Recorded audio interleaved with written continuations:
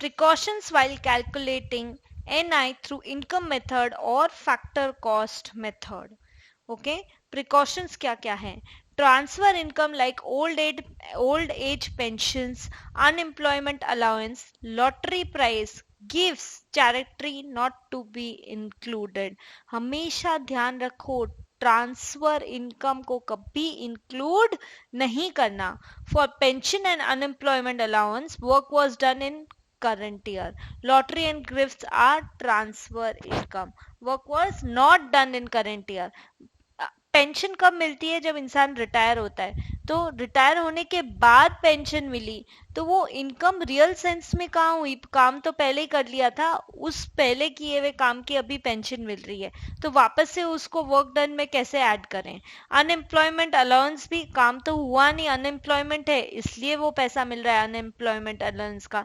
So no work was done in current year, इसलिए वो सिर्फ ट्रांसफर इनकम है. Lottery and gifts are transfer income.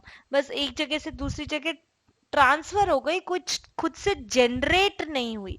So transfer income like old age pension, unemployment allowance, lottery prize, gifts, charity not to be included. Second, unpaid services like services of housewife to be excluded, क्योंकि उसको पैसा नहीं मिलता और हम पढ़ते हैं monetary value के बारे में, इसलिए उसको हटाओ. Third precaution, income from illegal activities like smuggling, black marketing should not be included. वो एक्टिविटीज का पैसा हटाओ जो इलीगल है. Net foreign income from exports and investment to be included. E minus M, exports minus imports, plus R minus P, receipts minus payment from international investments. Fifth, income from sale of second-hand goods to be excluded as they are not part of current year's production. Second-hand goods है, जब first time produce किए होंगे उस साल की income में जुड़ चुके हैं. सो करंट ईयर के प्रोडक्शन के पार्ट है ही नहीं. जब करंट ईयर की प्रोडक्शन के ही पार्ट नहीं है तो आप उसको इनकम में कैसे इंक्लूड करोगे? Sixth, revenue earned from indirect taxes should be excluded. Revenue earned from indirect taxes should be excluded. Indirect taxes का जो भी revenue है हटाओ उसको. Direct taxes like income tax, corporate tax are to be included in national income. Government के नजरिए से सोचो, जो भी डायरेक्ट टैक्सेस है, इनकम टैक्स, कॉर्पोरेट टैक्स, हम प्लस जी भी तो करते हैं, तो गवर्नमेंट की इसको इंक्लूड करो. Income taxes like income direct taxes like income tax, corporate tax to be included in national income.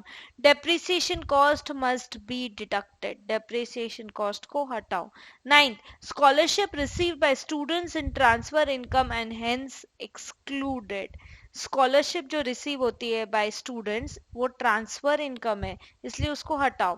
Wealth tax and gift tax to be excluded. Remember, central statistical organisation CSO adopts combination of output method and income method to estimate NI, national income of India.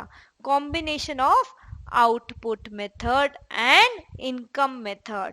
वो output method और income method का ही combination लेती है, तो किसको छोड़ देती है? जो थर्ड वाला जो आपने पॉइंट पढ़ा था उसको वो छोड़ देती है.